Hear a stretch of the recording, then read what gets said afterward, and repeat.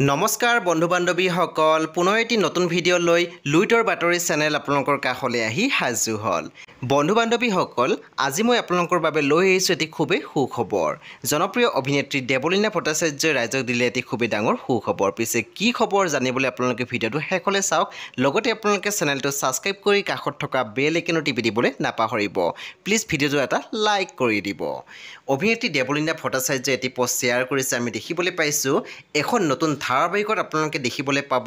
অভিনেত্ৰী দেৱলীনা ভট্টাচাৰ্যক হয় বন্ধু বান্ধৱীসকল অভিনেত্ৰীগৰাকী আপোনালোকে দেখিবলৈ পাব এখন নতুন ধাৰাবাহিক নাম হৈছে সতী মায়া কি বিটিয়া হয় বন্ধু বান্ধৱীসকল এইবেলি অভিনেত্ৰীগৰাকী আপোনালোকে দেখিবলৈ পাব ভগৱানৰ ৰূপত অৰ্থাৎ সতী মায়াৰ ৰূপত এই ধাৰাবাহিকখন আপোনালোকে চাবলৈ পাব এটি নতুন হিন্দী চেনেল নাম হৈছে সন নিউ এই চেনেলটোত আপোনালোকে চাবলৈ পাব অহা 16 জুন তাৰিখৰ পৰা প্ৰতি সোমবাৰৰ পৰা শনিবাৰলৈকে নিশা 7 বজাত বাৰু অভিনেত্ৰীগৰাকী এই খবৰটো শুনি আপোনালোকৰ কেনেকুৱা লাগিছে আমাক জনাবলৈ নাপাহৰিব লগতে এই ধাৰাবাহিকখন কোনে কোনে চাব আমাৰ কমেণ্ট সেকশ্যন লিখিবলৈ নাপাহৰিব